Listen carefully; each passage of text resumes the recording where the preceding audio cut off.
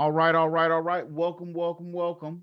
This is how to make life-changing money in real estate without tenants or contractors.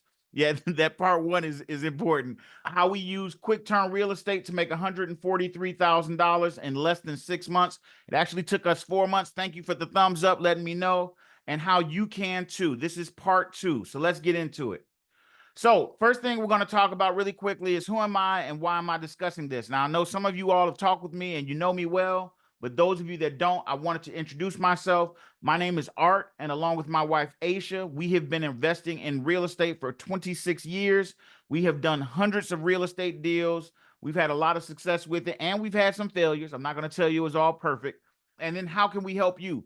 We help others build a specific business the way we have built our business. If you want to learn how to buy real estate, go on YouTube and watch that. If you want to learn a specific business of how to make money in real estate on a consistent basis, replace your income, build up money that you've never thought possible for you. If you're somebody that's making sub $100,000 a year, if you're making under 100,000, even if you're making under 150,000, what I'm going to show you, this process that I'm going to show you, can supercharge your income and get you way past 150,000. My goal for everyone that works with us is get them to $300,000 a year in income at a minimum. And I know that sounds crazy, but it's the truth, to get you to that number at a minimum.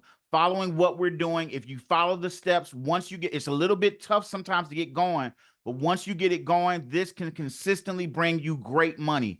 And I've had people, students that have done it. I'm going to talk about those in a second. So that's how we help. We help you avoid a lot of mistakes many investors make, mostly because we have already made them. Just being completely transparent, we have made a ton of mistakes and we can help you avoid a lot of them. We didn't give up, and we now share our real world experience to teach and help you build something meaningful for you and your family. This process will give you two businesses. The first business that it's going to give you is a real estate business of buying and selling houses quickly. That's the first business. The second thing, if you choose to go to the next level, is it will give you a legacy business that has you in long-term assets that throw cash off every month consistently, and it'll blow your mind. So that's the goal of what we do. That's what we've done, and we help others. We have found a successful path to wealth generation and built a repeatable, scalable process that you can repeat and get similar, if not greater, results. We tripped and fumbled all the way to make our process what it is today.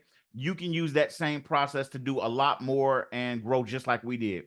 This call is only about 30 minutes, so please pay attention. I am going to move fast. Now, in the chat, if you have a question, if I go too fast, ask your question in the chat. I'll try to address it as I'm going through this stuff. Sometimes I go a little fast, and sometimes I say words that are like, I don't understand what that means. If that's the case, just ask in the chat, and I'll be sure to get you guys up to speed quickly. And like I said, this is part two of a three-part training, so we're going to go over some good stuff. So how have we helped others? Let's touch on that really quickly. Our current group of students have purchased or are in the process of purchasing and selling over $1.2 million of real estate. This number is actually wrong. We're probably somewhere around $1.7 million because some people just didn't change the graphic. Some people have done more, so we're probably around 1.7. I'll update this probably by the third video. With about 500,000 in profit. Again, that number is probably low in the last 3 months. So our current students have done about $500,000 in profit in the last 3 months. Many of our students are buying multiple properties. Some of these people I'm going to talk about, like Lisa. Lisa had never purchased investment property before, and since working with us in this process, she's buying 4 properties at less than half of what they are worth. So Lisa is doing an excellent job, and she continues to move on. Kyra is another student of ours. Kyra purchased her first investment property and is selling it in the next few weeks for a $40,000 to $50,000 profit. She's doing excellent, by the way, on her deal. I'm very proud of Kyra. And then Yolanda. Yolanda is a realtor that never purchased property for herself. She has helped a bunch of people make money in real estate, never made significant money for herself. After working with us, she secured a deal on 3 properties and she made $130,000 profit. Now, she did this in less than a month. She was an exception. Yolanda was an exception, but she did her $130,000 deal in less than a month. So she did an excellent job. I'm going to show you tonight the second part of our simple process. made made all of these deals possible, and how it can help you do the same thing. So are you guys ready to get started? Does all that make sense to you? I got the formalities out of the way, what we do, let me know in the chat. Okay. Here's the thing, an overview of what we will learn in this training tonight. We will teach 4 parts that are necessary to make sizable money in real estate. Now, I know some of you guys have done wholesaling or looked at wholesaling, or maybe you watched a webinar, or maybe you've even signed up for a training and paid a couple of bucks for a wholesale training. This is not wholesaling.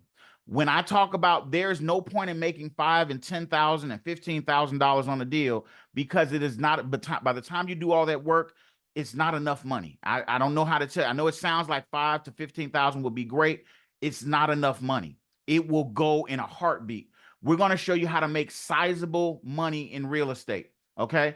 And these are the 4 parts that are the only requirements for success in this business. If you learn these 4 parts, you can make the numbers that you want to make. Like I said, you can get above that $300,000 a year mark, and you can be successful. And it's going to sound very light compared to what you're probably used to. So the 4 parts are, everything else is filler. You don't have to do rentals. You don't have to do rehab. You don't have to do wholesaling. You don't have to do the BRRRR method. None of that stuff is necessary. These are the only 4 skills that you need to learn. And let me point out, most of these skills you need to do any of those anyway, but you don't want to do those. You want to follow what we're doing. So number 1, the 4 areas are: 1, finding high profit deals. There's a science to this. It is a math problem. It is not luck. It is not, I hope I find a good deal. It is not, I've been looking for 3 months and I haven't found anything else. This is a consistent way to find high profit deals. So that's the first thing. Number 2 is negotiating with sellers. Negotiating with sellers is one of the biggest skill sets that you can have. Negotiating with sellers. If you're able to negotiate with sellers, you've got half of the whole business done. So it makes it much easier. Number 3 is financing your deals. How do you finance your deals? Now, a lot of people will tell you 15 different ways to finance real estate. You don't need 15 different ways. In fact, we can finance every single deal we do with just 2 ways, and we're going to start talking about those tonight. And then the 4th is exiting your deal with the profit, not holding it for 20 years and hoping to make some money. Exiting your deal quickly and making a profit. Those are the 4 things areas you need to master, and we're going to break all 4 of these down in this 3-part training. So last week we went over finding high profit deals, which was a whole thing in itself. And this week we're going to cover, here's what we're going to cover: how to look at negotiation. How many of you, let me know in the chat, how many of you all are scared to negotiate with a seller? How many do you think is going to be difficult? It's something you don't want to deal with. You don't feel that that's something you're good at. Let me know in the chat if you're scared about negotiation. Okay. I'm going to show you how to beat that tonight. Number 2, the 5 magic questions you can ask when negotiating. Okay. These 5 questions are going to help you and almost crush every negotiation once you know how to negotiate. Okay. Next, how to get sellers to say yes 80% of the time. Let's say concerned. Okay, you're concerned, Gail. Okay, I got you. How to get sellers to say yes 80% of the time. So this is how to get most people to say yes to your deal if you're nervous about making an offer. So we're going to talk about that. How to confidently buy a property without ever going to see it. Okay, if you're thinking that you got to go drive around and look at properties, I can buy a house and make 30 or 40 or 50 or $100,000 without ever getting up out of this chair that I'm in right now. And you can do the exact same thing. Maybe not this chair, but the chair at your house. Okay. And then the next thing we're going to talk about is one, because we're only going to have time to go over one of the 2 ways to finance every real estate deal. So these are the only 2 ways you need to finance deals. I don't care if you don't have great credit. I don't care if you don't have a lot of money. These are the 2 ways that you finance deals. And we're going to talk about one of them tonight. If the one doesn't work for you, do not worry. We're going to talk about the second one in the 3rd part. Okay. So let's get into this. Is everybody ready to go? How to look at negotiation and why most investors do this wrong. So let's talk about it. What is the goal of our negotiation? Is the goal of our negotiation to see if the house is worth buying? Is the goal of our negotiation to, to see what kind of work the house needs? Is the goal of our negotiation to see if the seller's motivated? What is the goal of our negotiation? I think I started here because I think a lot of people miss why they are actually negotiating and the importance of negotiation. So let's talk about it. What is the goal of our negotiation? There are 4 things that we want to do every time we talk with the seller and we're negotiating. These are the 4 things that we need to do when we talk to them. Number 1 is get them to build trust in a short time. We want them to feel comfortable with us and not feel like we're a scam. Now, the reason I say that is because have you ever talked to someone when you want to sell a piece of real estate, or have you ever gotten one of those cards or a phone call saying, hey, do you want to sell your house? It feels scammy. It feels like, I don't know if this place is legit. I don't know if they're for real. So people's guards are automatically like up when they see somebody call them about wanting to buy their house, or they get a card in the mail, or they, any of the stuff that you do, you need to build trust with them. So that's the first thing that we want to do. Number 2 is get them to lower their expectations on what they can get. When they call us and talk to us about selling a house, a lot of times they have a preconceived idea of what they want for the house. If you call and say I want a house, I think I'm going to get $80,000 or $100,000 for my house. You already have that number in your head. Our job on this call, on the negotiation, is to get them to lower their expectations on what they can get. And we're going to do that in a very specific way. Okay. Next is get them to stop talking to other investors. When they call us, they're really just shopping. They want to see who's going to give them the best deal. One of our goals is to get them to stop talking to investors, that when they finish talking to us, they feel like, okay, I feel comfortable with that place. I'm going to talk to them about selling my house. And they might still talk to another investor, but they'll talk to them after they finish dealing with us because they feel and they believe that we're going to buy their house. Number 4, make them an offer. I cannot underestimate this. So many investors get on the phone and don't make them an offer. Do you know the number 1 biggest fail of investors when they put out marketing or they do anything to get people to call them, or they start talking to people about buying the house? Biggest fail is they don't answer the phone and they don't make offers. Now you might say, well, if somebody calls me to sell a house, why wouldn't I answer the phone? Well, here's what happens. Most investors get on the phone, or the phone rings. They don't answer the phone because they're doing something else. And then they wait for the voicemail. And then when they hear the voicemail, they'll say, that person, and it's a sweet old lady, and she sounds like, I just want to sell my house. And if you can give me anything for it, and they'll call that person back. But then they get another call and it's a guy and he's like, yeah, you wanted to buy my house? Well, this, that, and the other. And they sound kind of forceful, and they don't believe that that is the way to go, or they just don't believe that person's going to actually sell to them. So they don't call them back. That is the biggest mistake you can make. You do not answer the phone. And I don't know why people would do it. You pay money to put marketing out or whatever, or time or whatever, and then you don't answer the phone. So that's the first thing. We're going to answer the phone. That's the first and biggest thing. The next thing is we're going to make them an offer. We are going to make them an offer to buy the house. You have to make them an offer. Now, it doesn't have to be the offer they want, but you have to make an offer. I cannot stress that enough. You have to plant the seed in their mind that they have a chance to get this money, if that makes sense. Does that make sense to you guys? Am I going too fast for you? These are the 4 things we want to do with negotiation. Okay. Most people fail at making an offer, but as I said, planting that seed helps us win. Okay. That is what it takes. And it's not hard. How many of you all are scared to make an offer? And I know what you're thinking. Well, I got to make sure I can finance it, or I don't know if this, that, and the other. Don't worry about all of that. I'm telling you, don't worry about that. Make the offer and then go from there. So let's talk about 5 questions to ask to win at negotiation. When you're negotiating, what are some of the questions, or how should you approach it? The best way to approach negotiation is not to come in talking a lot and telling them all this stuff and how great you are, but it's to ask questions and get them talking. If somebody sits down with you and starts asking you questions, what happens? Don't you feel a lot more comfortable when they agree with you, or they shake their head, or oh, yeah, I understand. You start to feel comfortable with that person because people love to hear themselves talk.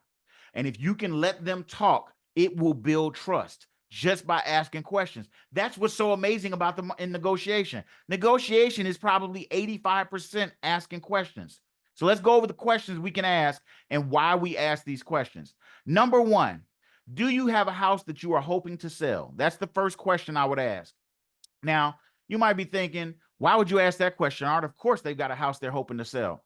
That's not why I asked the question. I asked the question because when they are calling us, I want them to remember in their mind that they called us and why they called us. So while they're being defensive, I want them to drop their guard just a little bit to say, do you have a house you're hoping to sell? They might say, no, I don't have a house that I'm hoping to sell. Then my answer is going to be, okay, then how can I help you? What made you call this number? Because now they're on the defensive of why did they call this number? This is the first thing, getting them to admit that they have a house to sell. It's important. Okay. Number two, what is your house worth? Now, we're jumping straight into the meat of the conversation because we're going to ask them, what is their house worth? And they might say, I don't know. And my response to that is going to be, well, what do you think other houses in the area are worth? You got to have an idea. If you wanted to sell something, if you were in a position where you wanted to sell something, don't you, even if you have no idea what it's worth, don't you have in your mind at least a thought of what it's worth? Like if you had a bike in your basement and you wanted to sell the bike and you walk outside and you say, okay, I think I want to sell this bike. And somebody, and let's say in your mind, you had some idea and somebody walks up to you and says, you're selling that bike? And you say, yes. And they say, wow, I'll give you $20,000 for it. What's going to be your first reaction? Whoa, let me go get this thing appraised or see what it's worth because $20,000 seems like a lot for this bike. Maybe there's something I'm not seeing. We want them to admit to us what they think the house is worth. It's not an abrasive question. It's what do you think the house is worth? It gets them to establish a number of value on the property. So that's the second question we're going to ask. Third question, what do you want for your house? Now, you might say, well, that's the same question, but it's not. It's not the same question. I asked what your house is worth. So let's say they said, my house is worth $100,000. I said, okay, well, what do you want for the house? Knowing that we're a cash buyer, we can buy the house. What do you want for the house? And what I'm looking for with this is not the offer. What I'm looking for is a separation of value. If that person says to me that their house is worth $100,000 and they want $99,000 for the house, what does that tell me? Is that a motivated seller or is that a non-motivated seller, an unmotivated seller? What do you think? Let me know in the chat. What if that person says, my house is worth $100,000, but I want about 80, exactly, that's unmotivated. Let's say they say, my house is worth 100,000. If I could get $85,000, right, very unmotivated. But if they say I can get $85,000, then I'm willing to talk. What is that telling you about that person? That's telling you that they understand that even though their house is worth this, it's worth this much, I'm willing to take less than it's worth. Does that person sound like they're more motivated? Does that sound like more of a motivated person? Because the truth is, these questions, without telling them, are you motivated, without directly asking them, it's getting them to admit their motivation. Does that make sense to you guys? These are questions are the secret. They are getting underneath what they were expecting to do. Thank you. This is showing you motivation. So that's what we're looking for. We're looking for motivated sellers, but we want them to admit to us that they're motivated, if that makes sense for you. Next question we're going to ask, is your house listed with the realtor? Now, let me be clear. I have no problem with my realtors. I love realtors. I use realtors all the time. I never use realtors when buying a house. Why? Realtors are gatekeepers. Realtors are going to make sure that they say, well, no, I think we can get more. They're going to be your competition. So instead of fighting with them, I don't want to have a bad relationship with the realtor. I will literally say, is your house listed with the realtor? And if they say, yes, it is, then I'm going to say, okay, unfortunately, we don't buy houses listed with the realtor. If it doesn't sell, give us a call back. Now, when I do that, one, that shows the integrity, because I hope they say, why won't you buy it if it's listed with the realtor? I'm going to be honest. I'm going to say, because of the way we buy, we're a cash buyer. We don't want to give money to a realtor just when the realtor didn't introduce us to you. You called us. So we don't need to pay a realtor, and we don't think you should pay a realtor in that respect. So we respect them enough, let them try to sell it. And if it doesn't sell, then give us a call back, because now you want to sell. And now that we've shown some integrity. Here's the other part of it. If it's listed with the realtor and you say, no, I'll go ahead and make an offer, even if you were to get around the realtor, or they say, I'll cancel the realtor contract. Yes, it's smart, and it opens the door for expired listings. That's exactly right, Yolanda. So it's, even if the house is listed with the realtor, I want to respect the realtor enough, because if they go back to that person and say they wouldn't, I talked to another guy, he wouldn't buy the house without a realtor, any of that stuff, it shows integrity. If you set up a deal with this person and they cancel the realtor contract, they are going to show the same integrity to you when it comes to actually doing the deal. They're going to try to cancel your deal. They're going to say, somebody else offered me $500 more. I'm canceling your deal. You don't want to operate that way. You don't have to operate that way. This is a way to show trust. This is another tool to build integrity and trust with this person. These are all, it's like a Jedi mind trick. We don't tell them directly what we want, but we kind of craft the conversation to a way that makes sense for us to get the information we need. The next question is, do you have any other properties you are hoping to sell? This is a great question, because you never know. And we deal with investors and landlords all the time that have more properties than one. It's a great way to get multiple deals. When we did our deal, not our deal, but when we did one of our deals, we asked the seller this, and we've asked a couple of sellers this, and they told us that they had 19 more properties to sell, and we ended up buying 20 properties. We just did this a couple of weeks ago, and a guy had 27 properties that he wanted to sell. We're buying all 27 of his properties. This is a question that can make you $1 million, and it's a simple question. These are the type of things you need to ask to get sellers to open up. Do you see how it's negotiation, but at the same time, it's not, because it just gets them to talk? And here's the thing. When you ask these questions, they're going to give you more information than you even asked for. They're going to go farther than what you gave, because people love to talk. People love to talk. Okay? Asking these questions gets the seller to talking and gives you more information than you need. I'm getting ahead of myself because I know what I'm talking about. So it just gives you more information. It's going to help you make sense. So let's talk about the secret to getting sellers to say yes 80% of the time. 80% of the time? Yes, 80%. Let's talk about that. Most sellers will say no when an offer is made. Some of them will say yes, and that's great. You make a deal. A lot of them will say no, and some of them will say maybe. Here's the thing. Follow-up is the key to sellers saying yes. If you talk to them once, make an offer, and they don't say yes, then most people get frustrated and they're like, fine, I won't do it anymore. I'm going someplace else. Don't do that. Continue to reach out to them on a regular basis. And it's simple. Just reach out and say, hey, Mr. Seller, just following up. Did you ever sell that house? You interested in going ahead and talking about a cash offer? What are they going to say? They're going to say, no, I didn't sell it. And yes, I want to talk to you about a cash offer. Or no, I didn't sell it. And no, I still don't want to talk to you about a cash offer. Or yes, I sold it. Those are only 3 answers they can give.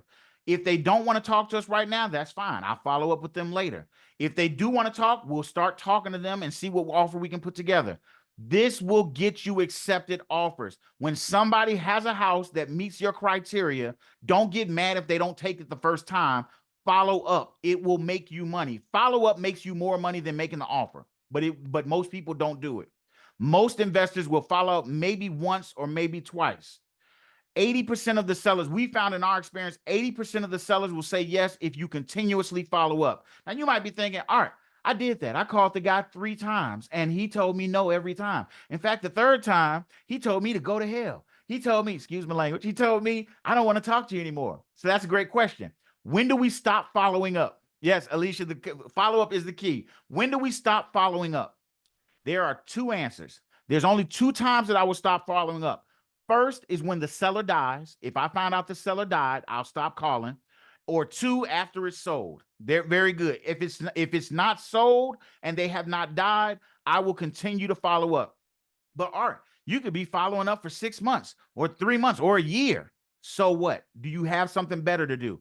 If their money comes in a year later, are you going to say you don't need the money at that time? You get the money every time. And this is going to build up a funnel of deals coming into you, because you're going to make offers, you're going to follow up, and something's always going to drop through the funnel. Somebody's going to always be ready, but you got to build that funnel. If you don't build that funnel, it's not going to help you. Okay. What if the value of the property changes while we are following up? So let's say it's been a year and the seller wanted to talk to us. We talked to them, made an offer. They didn't accept it. And it's been a year and now they want to talk to us again. Simple. We're going to go through the same process again, ask the same questions. Do you honestly think that seller's going to say, well, you asked me that question a year ago? They don't remember. They're just going to talk to you about selling their house, and it's going to be like the first time you talk to them. This process works. And people want it to be more than this, more complicated. It's not. People, what happens, I talked to a guy today. He was a student, or he was a soon-to-be student, and he said how he got 3 people that he made offers on, and none of them accepted the offer, and he was discouraged and upset. And I told him, why? Why are you discouraged? He said, well, because I had to call them and I made the offer and they didn't accept it. So what? Get over your feelings, stop crying, and keep working. Keep getting to it, because the deals are there. You have to do the work that's required of you. Okay. So buying a property, let's talk about the next step.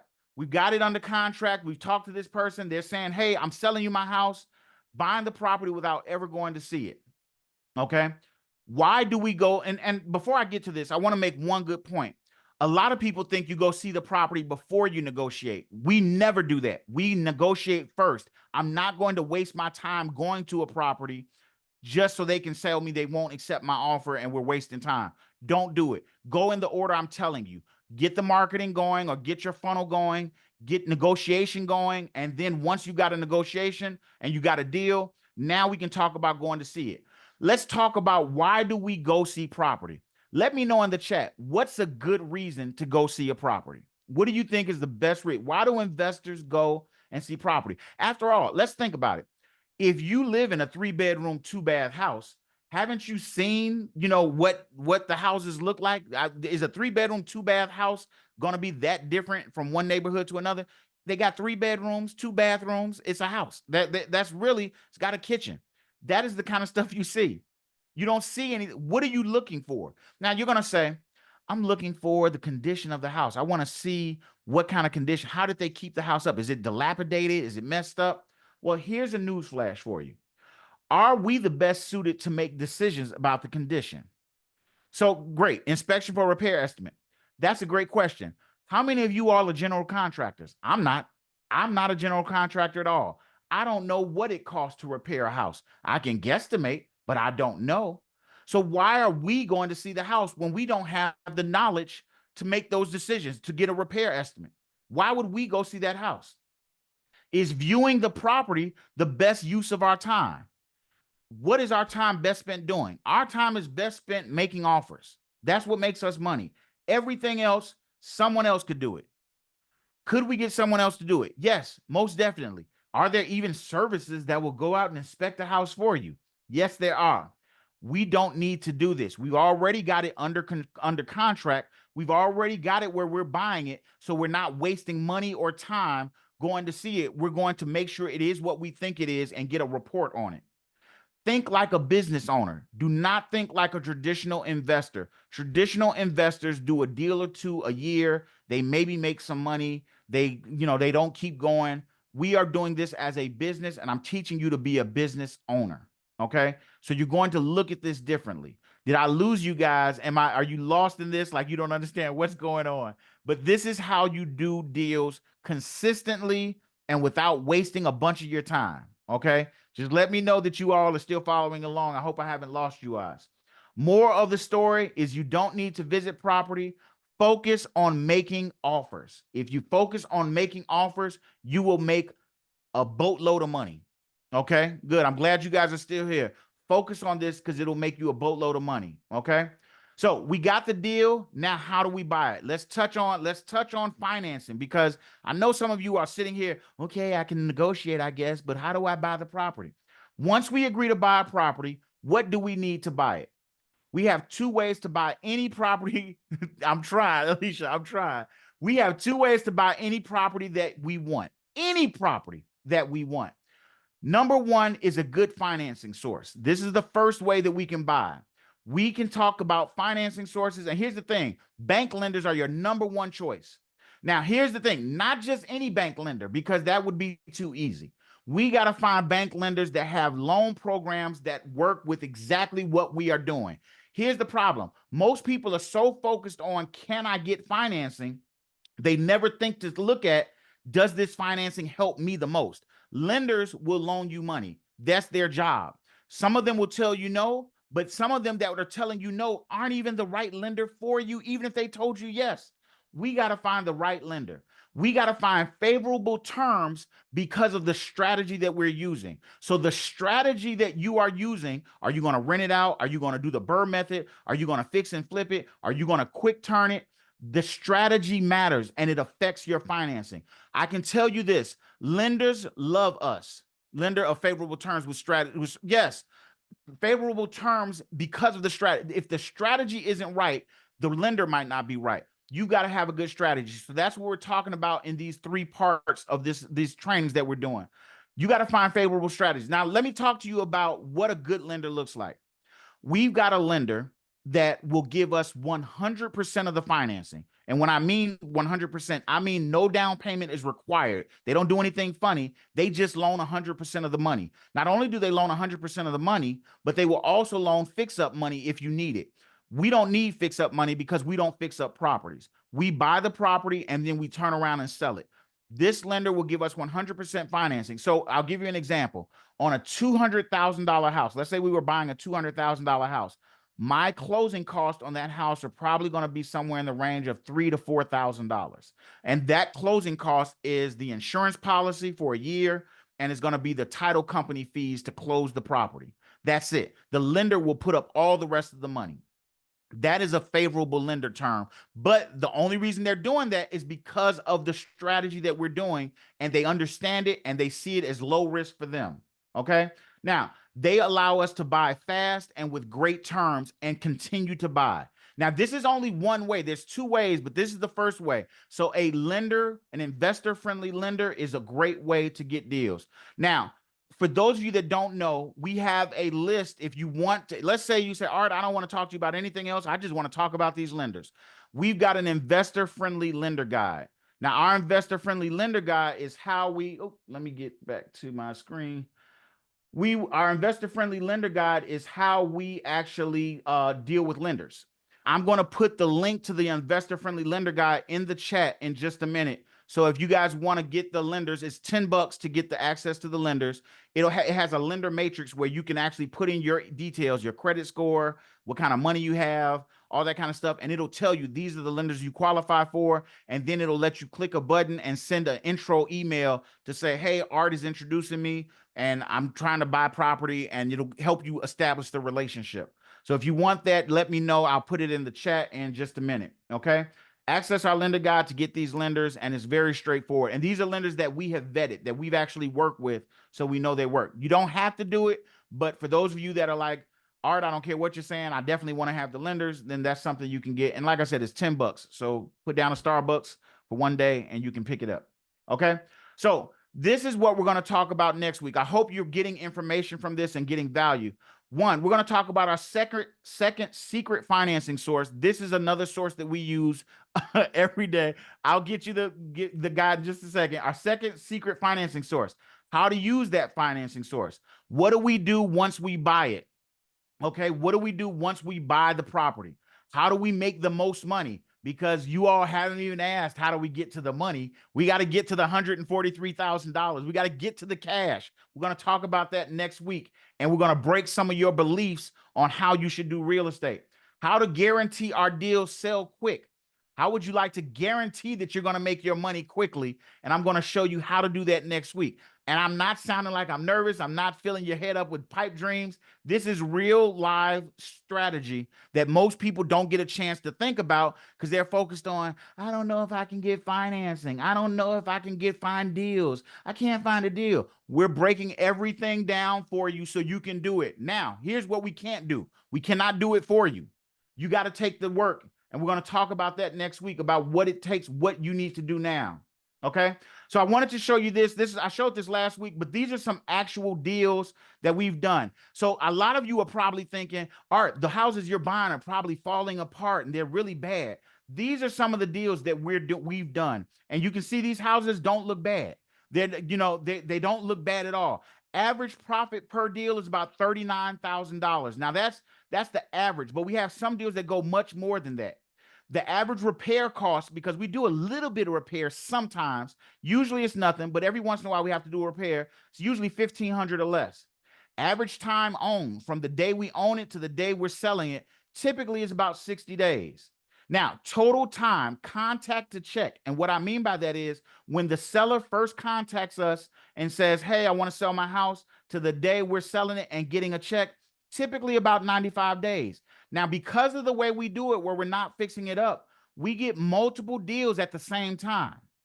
So you can see these properties. They're not falling apart and you're scared to go in the neighborhood or anything like that. They're decent houses. They're not the greatest. They're not Taj Mahal, but we don't need Taj Mahal to make bucks. We just need a decent house. Can you imagine these houses, looking at them, do they look like they're going to sit for a long time?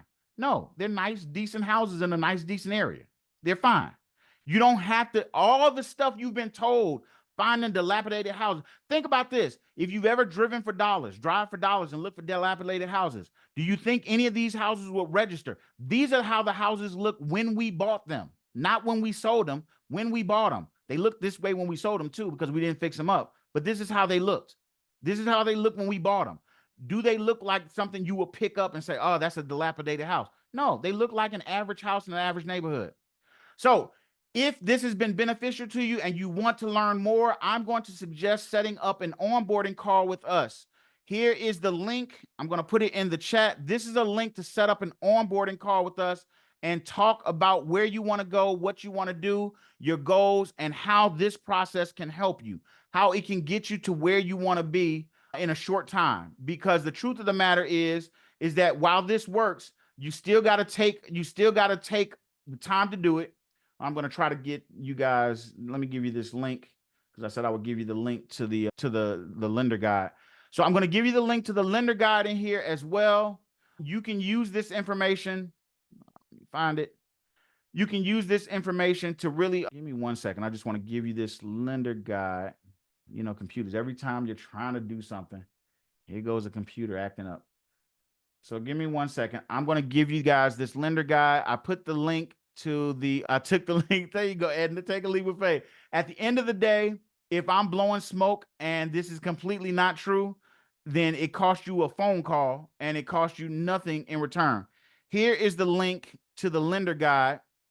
And if you want to set that up, like I said, it's $10. You can get the lender guide. There's some other benefits in there. You can get some bonuses if you join our paid community, some other stuff like that. That's the lender guide. This is to set up a free onboarding call. And on that onboarding call, we're going to talk about your timeline and we're going to talk about what's possible for you on the, and we'll talk about what we can actually help you do. We are not for everybody. As some people, this will not make sense with. Some places, sometimes in life, you're not where we can help you. But at the end of the day, we can tell you and we can have a real conversation about where you're at. So the link is on the screen, but I'm going to also put it in the chat.